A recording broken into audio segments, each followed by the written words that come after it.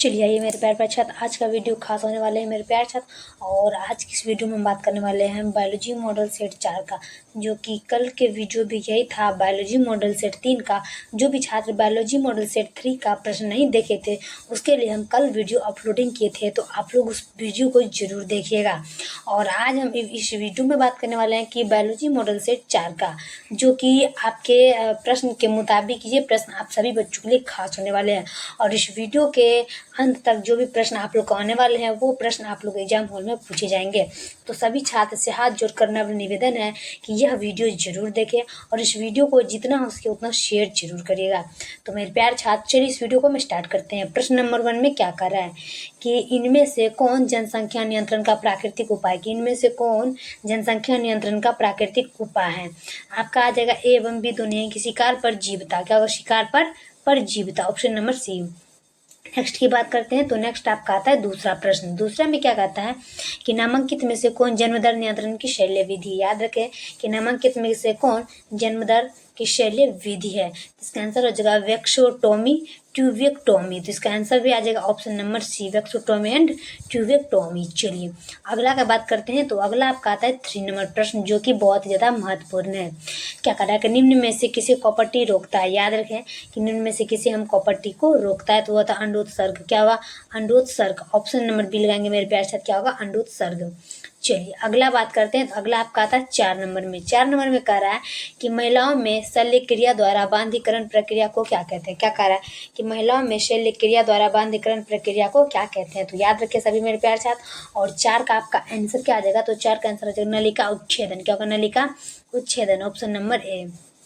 चलिए अगला का बात करते हैं, तो अगला आपका आता है 5 नंबर प्रश्न। 5 में क्या कहता है कि नामांकित में से कौन यौन संचारित रोग है। याद रखिए सभी छात्र कि नामांकित में से कौन यौन संचारित रोग है। तो 5 का आपका आंसर आ जाएगा एड्स। क्या आ जाएगा? एड्स। 5 का क्या रहा है? एड्स आ जाएगा। ऑप्शन नंबर बी लगाएंगे, नामांकित में कौन यौन संचारित रोग है, तो वो आपका आ जाएगा एड्स। चलिए अगला देख लेते हैं हम। प्रश्न का रहा है 6 का, यौन संचारित रोग क्या होता है। यौन संचारित रोग आपका आ जाता है गनोरिया से। गनोरिया जो है उसी की वजह से यौन संचारित रोग होता है, ऑप्शन नंबर सी।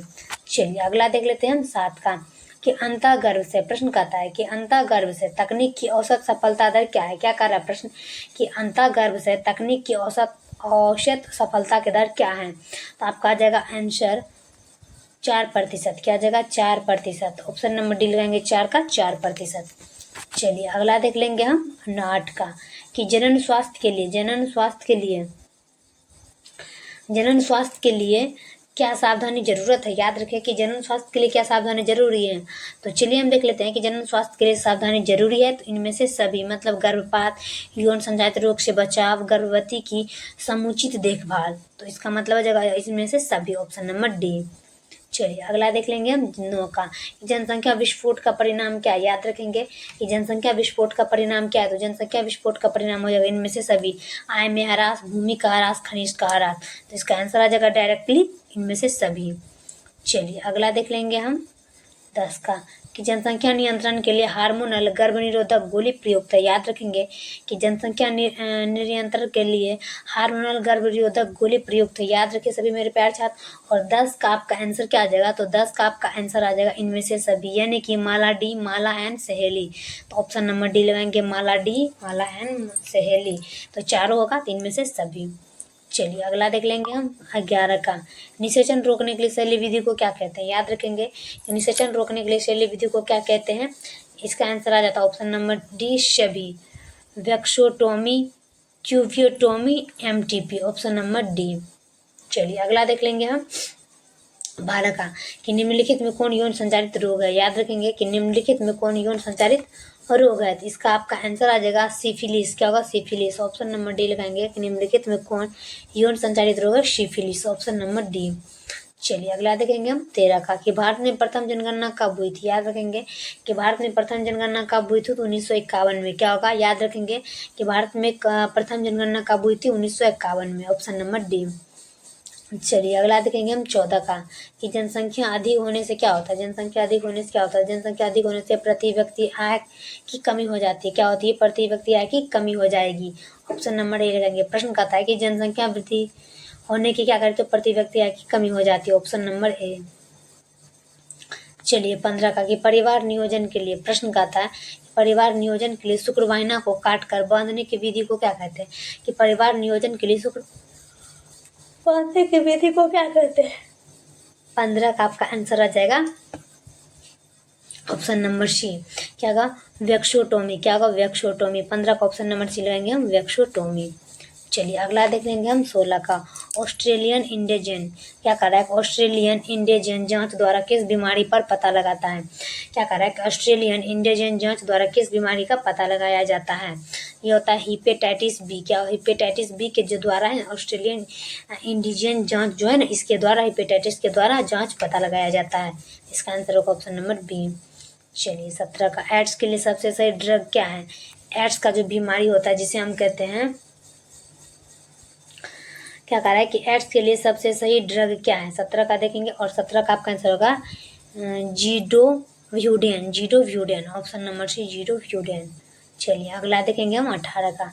लिंग जांच कह रहा है कि लिंग जांच के कौन सी विधि को सबसे अधिक दुरुपयोग किया जाता है? प्रश्न कहता है कि लिंग जांच के कौन सी विधि का सबसे अधिक दुरुपयोग किया जाता है? तो 18 का आपका आंसर आ जाएगा अमोनियोसेंटेसिस। अमोनियोसेंटेसिस ऑप्शन नंबर बी लगाएंगे, अमोनियोसेंटेसिस। चलिए अगला का बात करते हैं। अगला आपका आता है 19 का। जन्मदर नियंत्रण की विधि कौन सी है? याद रखेंगे कि जन्मदर नियंत्रण की सबसे विधि क्या हो जाएगी? तो आपका 19 का आ जाएगा IUCDS। IUCDS option number C लगाएंगे, IUCDS। प्रश्न कहता है कि जन्मदर नियंत्रण की विधि कौन सी है? तो IUCDS। चलिए अगला देख लेंगे हम 20 का। कॉपर टी क्या रोकता है? याद रखेंगे कॉपर टी क्या रोकता है? तो निषेचन को रोकता है। याद रखें ये प्रश्न पूछेगा, कॉपर टी किसे रोकता है? निषेचन को। Option number A. चलिए 21 का देखेंगे कि निम्न में कौन विषाणु जनित रोग है? याद रखेंगे मेरे प्यारे छात्र, आप लोग मेरे चैनल को सब्सक्राइब नहीं करते मेरे प्यारे छात्र, तो आप लोग मेरे चैनल को सब्सक्राइब करिए ताकि नए नए नोटिफिकेशन आप लोग के पास पहुंचे। तो क्या कह रहा है कि निम्न में से कौन विषाणु जनित रोग है? तो ये हो जाएगा इनमें से सभी फ्लू, पोलियो एड्स। तो इसका आंसर हो जाएगा ऑप्शन नंबर डी, इनमें से सभी। लास्ट और आखिरी प्रश्न देखेंगे हम 22 में। जनसंख्या अधिक होने से क्या होता है? आय में कमी, खनिज पदार्थ की कमी, जमीन में कमी, इनमें से सभी। तो यानी कि इसका आंसर हो जाएगा इनमें से सभी। चलिए तब तक के लिए मेरे प्यारे छात्र ये प्रश्न को ज़्यादा से ज़्यादा शेयर करिएगा और ये वीडियो अच्छा लगता है तो कमेंट जरूर करिएगा मेरे प्यारे छात्र। तो आज के लिए इतना ही काफ़ी है, तब तक के लिए नेक्स्ट वीडियो में मिलते हैं।